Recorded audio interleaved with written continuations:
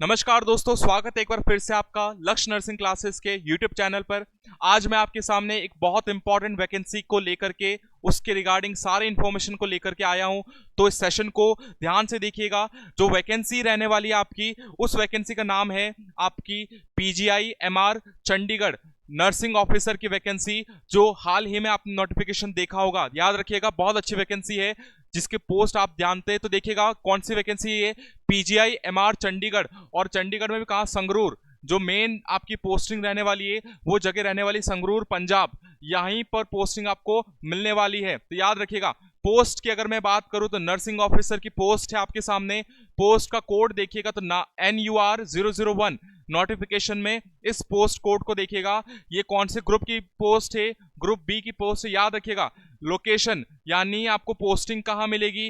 PGI satellite centre Sangrur. तो चंडीगढ़ में नहीं, संगरूर के अंदर आपको मिलने वाली है पोस्टिंग। तो ये बहुत इंपॉर्टेंट रूप से आपको याद रखना है। अब आ जाते हैं बहुत इंपॉर्टेंट सेशन या टॉपिक पे कि कितनी पोस्ट है। तो याद रखिएगा 51 पोस्ट है, टोटल 51 पोस्ट है आपके पास। और अगर आप कैटेगरी वाइज ब्रेकडाउन देखें तो यूआर के लिए 20 पोस्ट है, एससी कैंडिडेट के लिए 8 पोस्ट है, एसटी कैंडिडेट के लिए 6 पोस्ट है, ओबीसी के लिए 14 और ईडब्ल्यूएस के लिए टोटल 3 पोस्ट यहां पर दे रखी है। नोट देखिएगा, this nursing officer post are for the Sangrur centre only. याद रखिएगा, ये जो पोस्ट है आपके सामने 51 पोस्ट है, ये केवल और केवल संगरूर के अंदर जो सेंटर है, कौन सा? पीजीआई सैटेलाइट सेंटर, केवल उसके लिए ही है। You will be posted there, not at PGI MR Chandigarh. यानी पीजीआई एमआर चंडीगढ़ जो है, पीजीआई एमआर जो चंडीगढ़ का जो मेन कैंपस है, यहां पर पोस्टिंग आपको नहीं मिलेगी। पोस्टिंग आपको कहां मिलने वाली है? पोस्टिंग आपको मिलने वाली है इससे जुड़े हुए सैटेलाइट सेंटर संगरूर के अंदर आपको पोस्ट मिलने वाली है। तो ये बात आपको नोटिफिकेशन में क्लियरली लिखा हुआ है। तो चंडीगढ़ देख करके आपको केवल याद रखना है कि पीजीआई एमआर चंडीगढ़ एग्जाम जो है वो करवा रहा है, लेकिन पोस्टिंग आपकी संगरूर में रहने वाली है। तो ये इंफॉर्मेशन आपको फॉर्म भरते समय जरूर ध्यान रखना है। एज लिमिट की अगर मैं बात करूं तो यहां पर सिंपल शब्दों में लिखा हुआ है 18 से 35 साल। कितने आपके? 18 ईयर्स टू 35 ईयर्स। और याद रखना, इसकी कट ऑफ डेट क्या है? लास्ट डेट ऑफ एप्लीकेशन ये कितना है? 4 अगस्त 2025। यानी आपकी जो एज है, ये आपकी एज कब तक, इस डेट तक इतनी होनी चाहिए। याद रखिएगा, इसके बाद की डेट की है तो आप एलिजिबल नहीं है। तो 18 से 35 आपको याद रखना है। डेट क्या है? 4 अगस्त 2025 की डेट से पहले पहले आपकी एज लिमिट होनी चाहिए। एज रिलैक्सेशन की बात करें तो याद रखना, एसटी और एससी कैंडिडेट को 5 साल की छूट है। यानी 35 साल plus 5 years is equal to 40 years. तो 40 ईयर्स तक एससी और एसटी कैंडिडेट जो हैं वो अप्लाई कर सकते हैं। उनके लिए एज लिमिट कितनी है? 40 साल। ओबीसी के लिए 3 साल की है, यानी 35 प्लस कितना हो गया? ये 38 ईयर्स आपके लिए एज रहती है। पीडब्ल्यूबीडी के लिए 10 ईयर्स। याद रखना 10 ईयर्स, और मैक्सिमम ये 56 साल तक जा सकती है। मैक्सिमम कितना? 56 ईयर्स तक ये जा सकती है। किस कैंडिडेट के लिए? पीडब्ल्यूबीडी कैंडिडेट के लिए। याद रखना, सेंट्रल गवर्नमेंट एम्प्लॉय अगर है तो उनके लिए कितना है? Up to 40 to 45 years. याद रखना, 40 से 45 साल आपके लिए एज लिमिट दे रखी है। उसमें भी कुछ कंडीशंस अप्लाई हैं, तो कुछ कंडीशन से तो वो देखने के बाद ही फॉर्म फिल करना है। और अगर मैं बात करूं विडो डिवोर्स्ड वुमन अगर है तो उनके लिए 35 से 40 साल। कितना? 35 से 40 साल, डिपेंडिंग ऑन द कैटेगरी। ये भी डिपेंड करता है कौन से कैटेगरी की है। तो ये सारी चीजें किससे रिलेटेड है? आपकी एज लिमिट से रिलेटेड। और अगर एक्स सर्विसमैन है तो उनका रिलैक्सेशन रूल्स के अकॉर्डिंग होगा। तो जो भी रूल्स रहते हैं पीजीआई एमआर के, उसके अकॉर्डिंग आपको एज रिलैक्सेशन मिलने वाला है। यानी मोटे मोटे तौर पे बात करें तो आपका एज कितना रहने वाला है? 18 टू 35। ये किसके लिए? ये यूआर कैटेगरी के लिए। किसके लिए? यूआर कैटेगरी के लिए बोलूं, और किसके लिए बोलूं? ईडब्ल्यूएस कैंडिडेट के लिए। यूआर और ईडब्ल्यूएस, बाकी सारे कैंडिडेट को कितना रिलैक्सेशन है वो आप यहां पर देख सकते हैं। अगर मैं बात करूं यहां पर एजुकेशनल क्वालिफिकेशन, तो ये भी इंपॉर्टेंट है आपके लिए। तो यहां पर 2 कैंडिडेट हो सकते हैं, एक कैंडिडेट जिसने बीएससी नर्सिंग किया हुआ है और एक कैंडिडेट जिसने जीएनएम पास आउट किया हुआ है। याद रखिएगा, तो पहला कंडीशन क्या है? अगर किसी कैंडिडेट ने बीएससी नर्सिंग ऑनर्स किया हुआ है, पहला रेगुलर बीएससी नर्सिंग की है या फिर पोस्ट बीएससी नर्सिंग की है, और अगर ये रजिस्टर्ड नर्स और मतलब रजिस्टर्ड है अपने स्टेट काउंसिल से, तो वो पूरी तरीके से क्या है? एलिजिबल। यानी कहने का मतलब बीएससी, पोस्ट बेसिक बीएससी और बीएससी ऑनर्स, बीएससी ऑनर्स का अगर कैंडिडेट है तो इनके लिए नो एक्सपीरियंस, कोई क्लिनिकल एक्सपीरियंस की आवश्यकता नहीं है, ये आपको याद रखना है। यानी बीएससी पास आउट कैंडिडेट जो है वो बिना एक्सपीरियंस के इस फॉर्म के लिए अप्लाई कर सकता है और एलिजिबल है। लेकिन अगर बात करें जीएनएम के लिए तो देखिएगा जीएनएम कैंडिडेट के लिए देखिएगा यहां पर एक्सपीरियंस मैंडेटरी है। देखिएगा diploma in general nursing and midwifery GNM candidate होना चाहिए, रजिस्टर्ड होना चाहिए नर्स आपके स्टेट नर्सिंग काउंसिल से। और तीसरा कितना, प्लस 1 ईयर ऑफ एक्सपीरियंस। कितने साल का एक्सपीरियंस चाहिए आपको? 1 साल का 1 ईयर एक्सपीरियंस चाहिए आपको इन minimum 50 bedded hospital, 50 bedded hospital आपके पास होना चाहिए, उसमें भी आफ्टर द क्वालिफिकेशन, क्वालिफिकेशन के बाद। यानी अब यहां पर डाउट आता है क्वालिफिकेशन कंप्लीट कब कहलाती है? क्वालिफिकेशन कंप्लीट कब कहलाती है? जब आप या तो पास आउट हो जाते हैं या फिर आप रजिस्टर्ड हो जाते हैं। यानी कहने का मतलब आरएन नंबर मिलने के बाद से 1 साल का एक्सपीरियंस मांगेंगे आपसे। कितना? रजिस्ट्रेशन के बाद से 1 साल। जब तक आप रजिस्टर्ड नहीं होते आप क्वालिफाइड नहीं कहलाते। आप भले ही पास आउट हैं, आपका रिजल्ट आ चुका है, आप पास आउट है, लेकिन जब तक आपके पास रजिस्टर्ड नंबर नहीं है, जब तक आप आरएन नहीं है, तब तक आप क्या है? एलिजिबल नहीं है। और आपका एक्सपीरियंस जो काउंट होगा वो आपका काउंट कहां से होना है? डेट ऑफ रजिस्ट्रेशन से 1 साल का एक्सपीरियंस आपको मांगेंगे। और कहां का होना चाहिए? कम से कम 50 बेडेड हॉस्पिटल का होना चाहिए अगर आप जीएनएम कैंडिडेट हैं। तो यहां पर इसके रिगार्डिंग कोई डाउट नहीं होना चाहिए आपके लिए। देखिएगा एप्लीकेशन फी की बात करें तो बहुत इंपॉर्टेंट, अगर पीडब्ल्यूबीडी कैंडिडेट है तो उसके लिए एक्सटेम्प्टेड है, यानी फ्री ऑफ कॉस्ट, कोई फी नहीं देना है, याद रखिएगा। एससी और एसटी कैंडिडेट है तो उनको 800 रुपए प्लस ट्रांजेक्शन चार्ज, यानी 800 रुपए और कुछ 20-30 रुपए ट्रांजेक्शन चार्ज रहेगा, वो पे करना है, याद रखिएगा। और अगर यूआर, ओबीसी और ईडब्ल्यूएस अगर हैं, जनरल, ओबीसी, ईडब्ल्यूएस, तो उनके लिए 1500 रुपए फी है। कितना है? 1500 रुपी फी। और यहां पर ट्रांजेक्शन चार्ज जो भी रहेगा वो आपको देना पड़ेगा। पेमेंट की बात करें तो ऑनलाइन होगा, डेबिट और क्रेडिट और नेट बैंकिंग, याद रखिएगा। यूपीआई काम नहीं करेगा, यहां पे लिखा हुआ है यूपीआई जो है वो नॉट रेकमेंडेड, तो आप डेबिट क्रेडिट कार्ड का इस्तेमाल करके पेमेंट को कर सकते हैं। तो 800 रुपए तो अदर कैंडिडेट के लिए, 1500 रुपए आपके लिए, कितने? आपके यूआर, आपके ओबीसी और आपके ईडब्ल्यूएस कैंडिडेट के लिए, याद रखिएगा। तो ये इंपॉर्टेंट रूप से आपको याद रखना है, फी की रिगार्डिंग ये सारी बात आपको याद रखनी है। और अगर बात करूं तो देखिए फॉर्म स्टार्ट हो गए हैं आपके, कब से? ये स्टार्ट होंगे कल से, यानी आपके 4 जुलाई से आपके फॉर्म स्टार्ट होने वाले हैं। कब से? 4 जुलाई से आपके फॉर्म स्टार्ट होंगे। और ये क्लोजिंग डेट कब है? तो पूरा 1 महीना आपको दे रहे हैं, 4 जुलाई से 4 अगस्त, याद रखना। यही 4 अगस्त आपकी कट ऑफ डेट है, किसके लिए? एज लिमिट के लिए।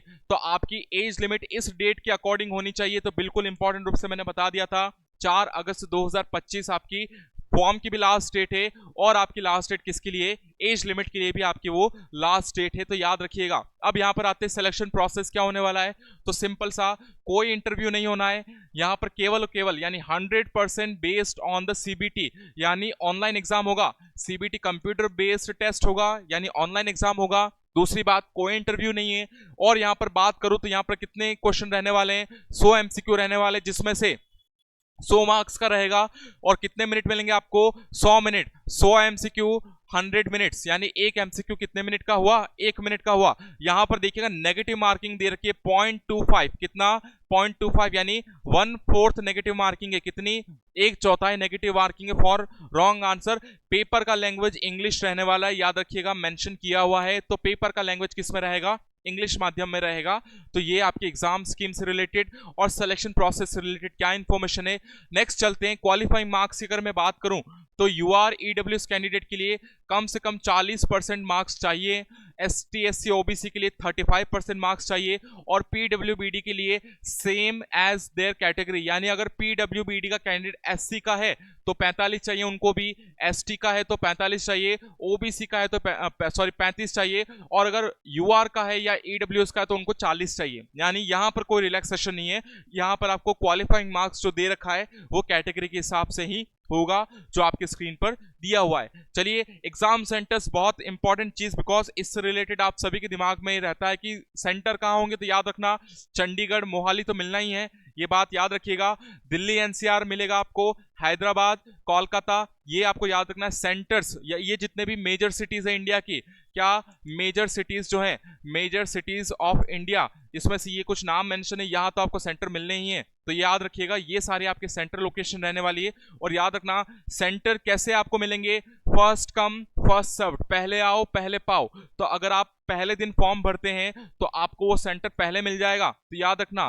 तो ये बात बिल्कुल याद रखना। और ऊपर से क्या लिखा हुआ है, once chosen can not be change.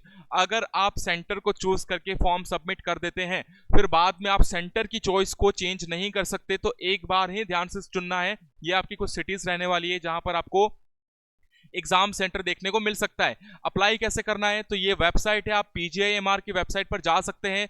वहां पर सबसे पहले आपको रजिस्टर करना है अपने आप को वैलिड ईमेल से और मोबाइल नंबर से। ये इसलिए भी जरूरी है बिकॉज जितने भी फ्यूचर कॉन्टैक्ट्स होंगे आपके लिए, चाहे वो एडमिट कार्ड से रिलेटेड हो या जो भी रिलेटेड जो भी इंफॉर्मेशन अगर पीजीआईएमआर को आपको अगर पहुंचानी है तो या तो वो ईमेल का सहारा लेंगे या फिर फोन नंबर का। तो ये इंफॉर्मेशन आपकी करेक्ट होनी चाहिए। अपलोड ऑल रिक्वायर्ड डॉक्यूमेंट, अभी बताऊंगा कौन से डॉक्यूमेंट लगने हैं। फी आपको ऑनलाइन पे करनी है। अब ये इंपॉर्टेंट है, जब आप फॉर्म सबमिट कर देते हैं उसके बाद कोई चेंज संभव नहीं है, no changes allowed after the submission. तो फॉर्म सबमिशन करने से पहले डिटेल्स को अच्छी तरीके से चेक करने के बाद ही आपको सबमिट बटन पे क्लिक करना है, तो ये भी आपको याद रखना है। और अगर बात करूं तो डॉक्यूमेंट्स बहुत इंपॉर्टेंट, क्या क्या डॉक्यूमेंट्स चाहिए, कौन कौन से डॉक्यूमेंट्स आपको अपलोड करने हैं एप्लीकेशन भरते टाइम, तो ये देखिएगा। पहला तो आपको याद रखना है बहुत इंपॉर्टेंट रूप से, photographs with name and date. याद रखिएगा फोटोग्राफ जो आप क्लिक करवाएंगे उसमें आपका क्या होना चाहिए, यहाँ पर नीचे डेट भी लिखी होनी चाहिए, कौन से डेट को फोटो क्लिक करवाया, तो 13 जनवरी, जो भी आपको याद रखना है। जो भी जिस दिन भी आप फोटो क्लिक करवाते हैं वो आपका फोटो के नीचे डेट मेंशन होना चाहिए और उसकी कितनी केबी की होनी चाहिए, 50 से 80 केबी जेपीजी फॉर्म में होना चाहिए। बहुत इंपॉर्टेंट रूप से सिग्नेचर आपको देने ही है। मैच्योरेशन सर्टिफिकेट फॉर डीओबी यानी 10th की मार्कशीट आपको मांगते हैं, किसके लिए, डेट ऑफ बर्थ के प्रूफ के लिए 10th की मार्कशीट लगती है। ऑल क्वालिफिकेशन सर्टिफिकेट यानी 10+2 यानी 12th, अगर आप बीएससी है तो बीएससी, जीएनएम है तो जीएनएम, और अगर पोस्ट बेसिक है तो पोस्ट बेसिक, एमएससी है तो एमएससी। ये सारी इंफॉर्मेशन आपको सारे सर्टिफिकेट लगने हैं। Registration certificate from state nursing council, बिल्कुल इंपॉर्टेंट, आपका रजिस्ट्रेशन सर्टिफिकेट लगना है। एक्सपीरियंस, अगर आप जीएनएम के कैंडिडेट हैं तो याद रखिएगा बिना एक्सपीरियंस के फॉर्म आगे नहीं जाएगा। तो जीएनएम कैंडिडेट याद रखें 1 साल का एक्सपीरियंस, और आपके एक्सपीरियंस के लेटर में मेंशन होना चाहिए क्या, 50 बेडेड मेंशन होना चाहिए कि 50 बेडेड हॉस्पिटल या इससे ज्यादा का है तो ही, वरना ये भी रिजेक्ट हो जाएगा। तो बिल्कुल इंपॉर्टेंट रूप से याद रखिएगा। और अगर आप कैटेगरी के अंडर आते हैं तो आपको SC ST OBC EWS PWBD का सर्टिफिकेट भी लगाना ही है। और इनकम सर्टिफिकेट, ये किसके लिए, केवल ईडब्ल्यूएस कैंडिडेट, जो भी ईडब्ल्यूएस के अंडर में फॉर्म भरने वाले हैं, आपका इनकम सर्टिफिकेट जो है ये आपके 1 अप्रैल के बाद से, यानी कौन सा फाइनेंशियल ईयर हुआ 2025-26, याद रखिएगा, यानी इस डेट से पहले का ईडब्ल्यूएस या इस डेट से पहले का आपका इनकम सर्टिफिकेट जो रिजेक्ट हो जाएगा, तो 1 अप्रैल 2025 के बाद का बना होना चाहिए। अगर नहीं बना है तो अभी आपके पास 1 महीने का समय है, आप बनवा लीजिए, उसके बाद फॉर्म आपको भरना है। और याद रखना एनओसी भी लगेगी, no objection certificate from your current employ. अगर आप अभी कहीं पर वर्किंग है तो देखिए, if working in government, semi government या ऑटोनोमस बॉडी के अंदर अगर आप अभी काम कर रहे हैं तो आपको नो ऑब्जेक्शन सर्टिफिकेट भी यहां पर मांगा गया है, तो ये भी आपको फॉर्म भरते समय सबमिट करना है। लास्ट में अगर मैं बात करूं और भी क्या इंपॉर्टेंट चीजें हैं, तो याद रखिएगा यहां पर मैं बात करूं तो short listing for the document verification, यानी एग्जाम होने के बाद जब डीवी होगा तो डीवी में कितने गुना कैंडिडेट लिए जाएंगे, 3 गुना। कितने गुना, 3 गुना, यानी कितनी पोस्ट है आपकी, 51 पोस्ट है। कितनी पोस्ट, 51 को अगर आप 3 से मल्टीप्लाई करें तो ये कितना हो जाता है, ये लगभग आपका 153 के आसपास जाता है। तो इतने कैंडिडेट ही डीवी के लिए बुलाए जाएंगे, याद रखिएगा, यहां पर स्पेसिफिकली मेंशन्ड है। फाइनल सिलेक्शन जो होगा ये प्योरली सीबीटी बेस्ड स्कोर पे और आपके डॉक्यूमेंट वेरिफिकेशन के बाद ही होगा, यानी कोई इंटरव्यू का झंझट नहीं है यहाँ पर, बहुत अच्छे तरीके से आपको पता है।